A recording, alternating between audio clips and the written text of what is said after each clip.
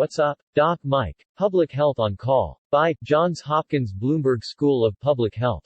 Today's topic for October 3, 2020. The Challenge of Vaccine Challenge Trials for COVID-19. Thank you, Johns Hopkins Bloomberg School of Public Health.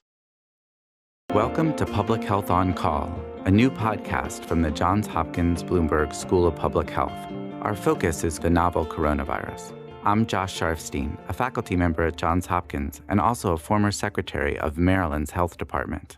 Our goal with this podcast is to bring evidence and experts to help you understand today's news about the novel coronavirus and what it means for tomorrow. If you have questions, you can email them to publichealthquestion@jhu.edu.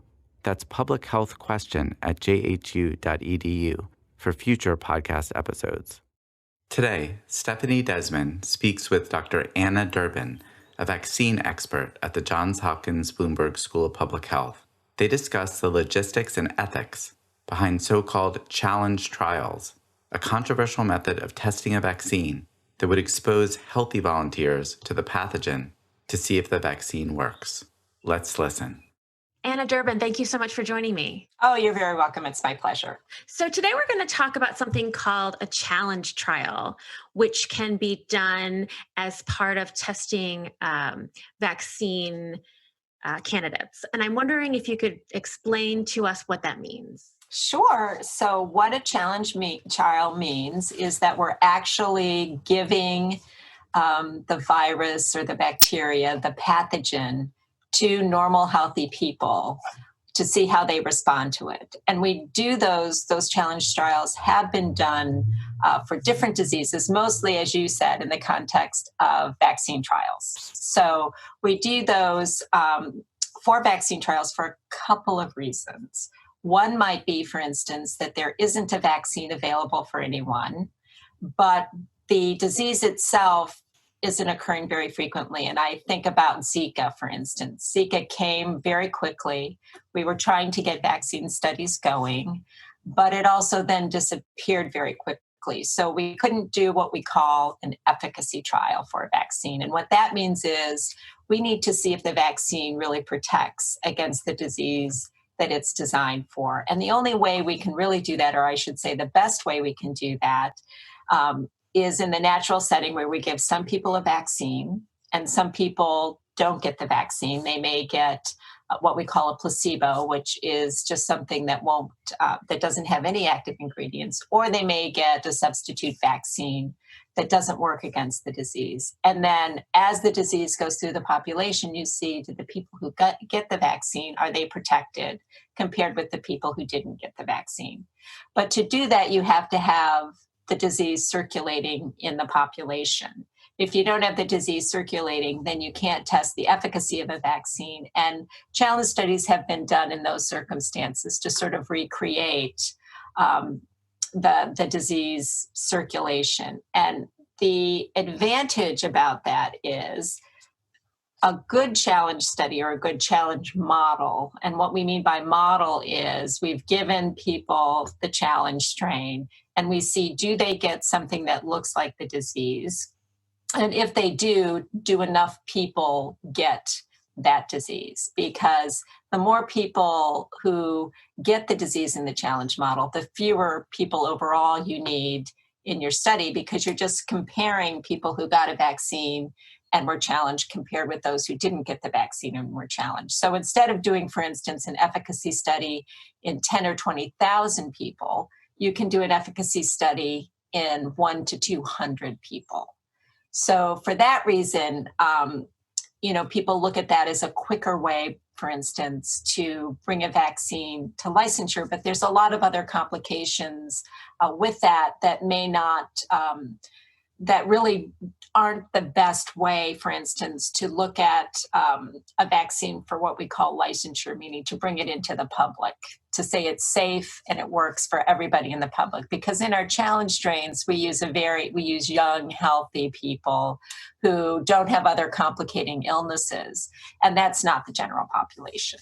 So I sign up for this study that hasn't happened yet, but so you give me either the vaccine or the placebo, and then you expose me to, in this case, to COVID. Right. or a strain of COVID. Correct. And then you just find out if I get sick or not. Correct. So there's no cure Correct. for COVID. Yes. And people are dying, even young, healthy people are dying. I mean, I also saw a story about a young woman who had to get a lung transplant. So then what are the ethics of that? Well, exactly. And I want to back up a little bit because I think a step that people aren't really familiar with or don't really think about is you have to develop your challenge model. So you have to find your strain of COVID and you have to give it to people and see what kind of disease they get.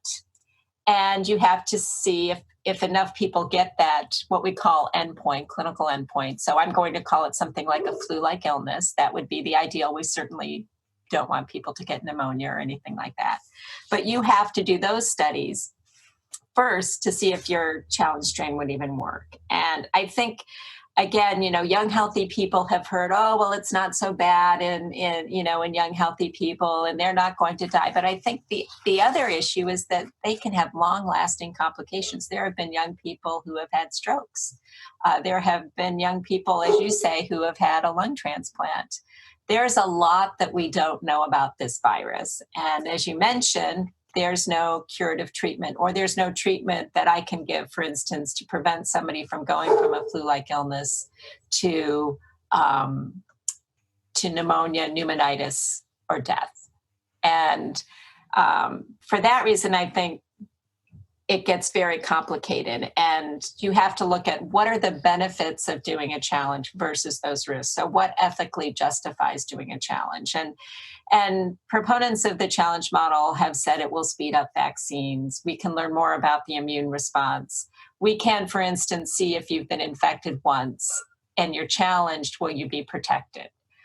Which are all good questions. But I think right now, where we are today, where we have ongoing circulation of COVID-19, where we're learning every day about the natural history, I think it makes the push for using a challenge model really less important, or should I say less needy.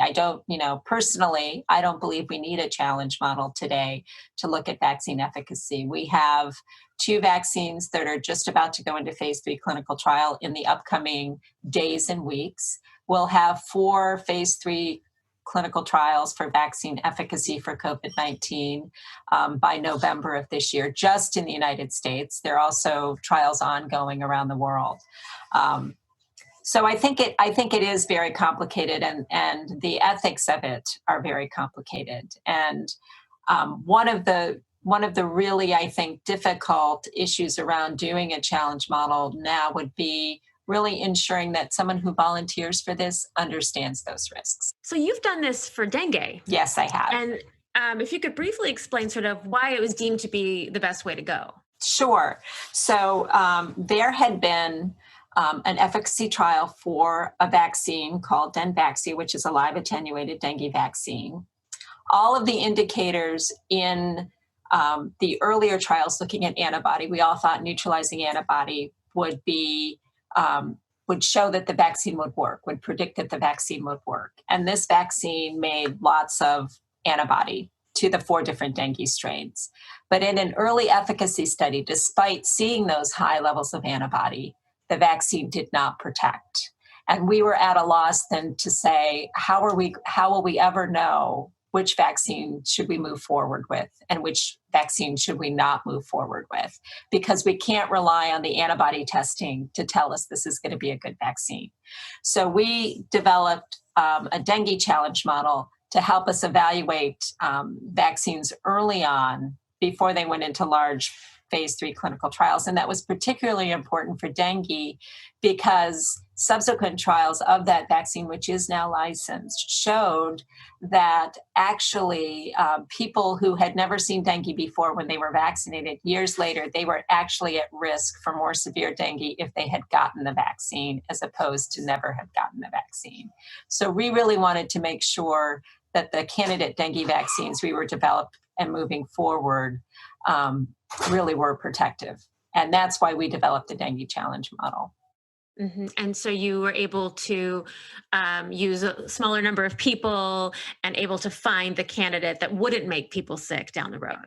that we think. What we found is that we knew that using this challenge model, we could protect 100% of people who were vaccinated and then challenged.